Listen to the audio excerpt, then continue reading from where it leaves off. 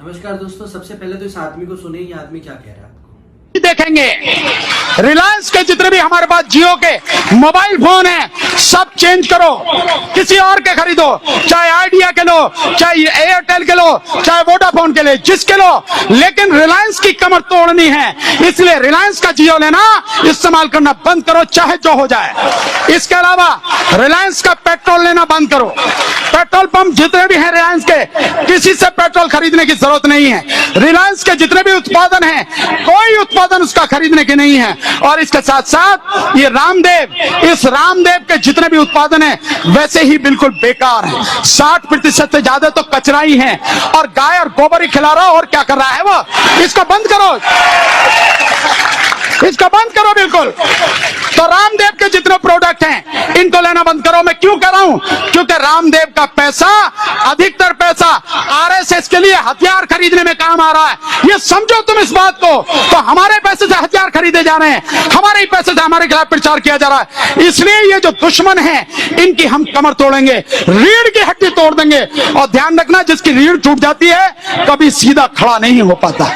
ये हमें काम करना है, ये काम हम ही कर सकते हैं, कोई दूसरा नहीं करेगा। हर व्यक्ति को समझाओ, अपने दोस्तों को समझाओ, रिश्तेदारों को समझाओ, अपने बच्चों को समझाओ। ये लड़ाई है, हम लड़ाई के मैदान में हैं। हम कोई बैठे नहीं हैं यहाँ पे, कोई पार्क में सैर मनाने नहीं आए हैं, हम कोई पिकनिक करने नहीं आए हैं। हम लड़ाई में हैं, और लड़ाई की क्या रणनीति होनी चाहिए वो हमें अपनानी पड़ेगी, और उस रणनीति का हमें इस्तेमाल करना। आइए दोस्तों, आप लोगों ने सुना कि इस आदमी ने क्या कहा। ये बहुत दुखदाई विषय है, बहुत ही दुखदाई विषय है कि हमारे देश में अभी आपने कोरोना की महामारी चल रही है। अभी आपने सुना भी होगा कि कुछ कोरोना की इस महामारी के अंदर कुछ कम्युनिटी ने एक पर्चा दायर किया है सभी जगह थानों में, और ये कहा है कि जो हिंदू लोग हैं वो हमसे सामान नहीं खरीद रहे हैं।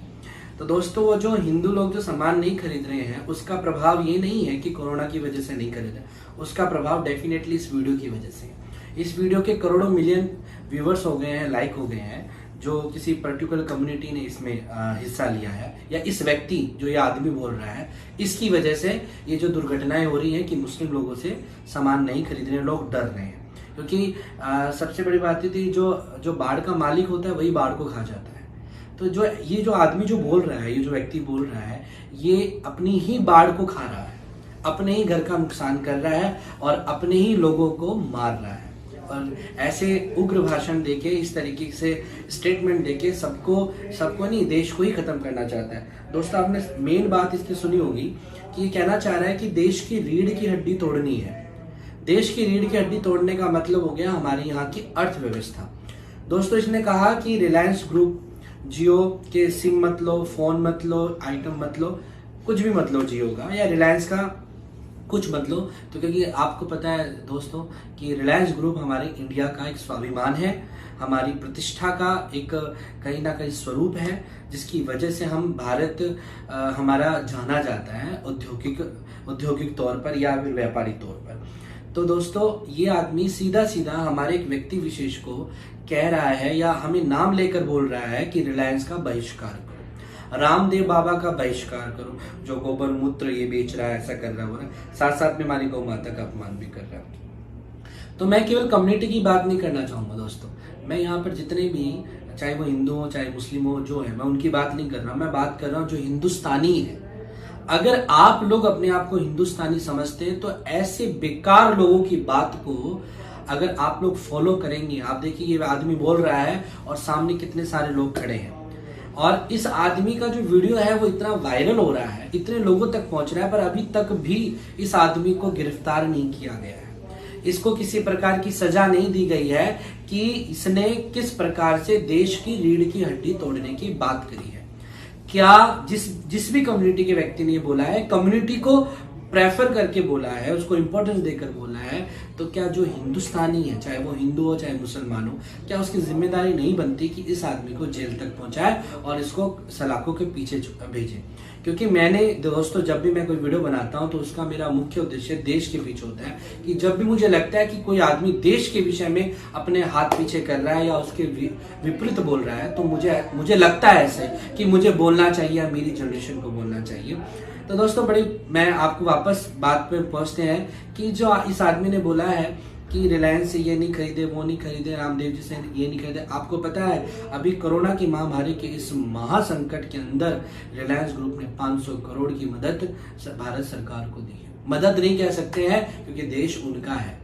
उन्होंने जो भाव समर्पण दिखाया है, रामदेव जी ने 25 करोड़ रुपए औरों ने भी दिए हैं, सबका सम्मान है, हाथ जोड़कर सम्मान है। परंतु जो ग्रुप, जो कंपनी या जो व्यापारी हमारे देश के विकट स्थिति में इतना साथ देता है तो हम उसका बहिष्कार कैसे कर सकते हैं। और जो व्यक्ति ये कहता है कि हमें उसका बहिष्कार करना चाहिए, तो दोस्तों इस वीडियो के माध्यम से मैं आप लोगों को कहना चाहूंगा कि ऐसे व्यक्तियों को तुरंत प्रभाव से जेल में जाना चाहिए। इनके खिलाफ FIR दर्ज होनी चाहिए कि ये हमारे देश की जनता को और हिंदुस्तान की रीढ़ की हड्डी को तोड़ने की बात कर रहे हैं। दोस्तों मैं आपसे हाथ जोड़कर कहना चाहूंगा, देश की इस विकट स्थिति में ऐसे उग्र भाषण या ऐसे बदतमीज लोगों के भाषणों को सुनना नहीं चाहिए और ज़्यादा से ज़्यादा इनका विरोध करना चाहिए। और जो लोग हिंदू मुस्लिम या किसी प्रकार से जो हो रहा है उसको इन लोगों ने फैलाया है,